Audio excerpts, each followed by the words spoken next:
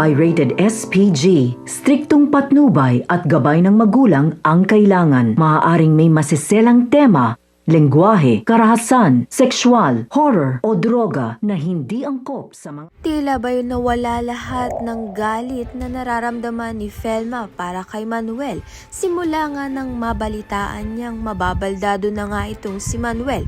Kaya naman nga't nagdadalawang isip nga siya na pakasalan nga itong si Noah. Dahil nahuli nga siya ni Noah na nakikipag-usap nga kay Manuel. Dahil dito, nagsiselos nga itong si Noah. At tila ba'y hindi na nga matutuloy ang kanilang kasal. Samantalang pinagsabihan naman nga si Felma ng kanyang mga anak na ayusin nga ang relasyon nga nila ni Noah dahil hindi na nga raw nila matatanggap pa itong si Manuel kung babalikan pa nga nito ni Felma.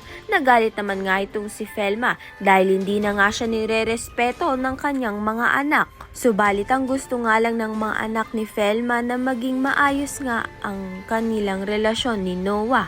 Sa kabilang banda naman nga nawalan na nga ng trabaho ito ngang si Hazel dahil nawawalan nga siya ng oras dahil sa pag-aalaga nga dito kay Manuel. Kaya naman nga't nag-decide na nga siya na ipadala na nga muna sa nursing home ito ngang si Manuel dahil baldado na nga siya at hindi niya na nga kaya itong alagaan. Papayag naman nga itong si Manuel sa desisyon nga nito ni Hazel at malaya nga ni Jessica na may papakausap itong si Colleen sa kanyang ama na si Manuel upang maibsan nga ang kalungkutang nararamdaman nito.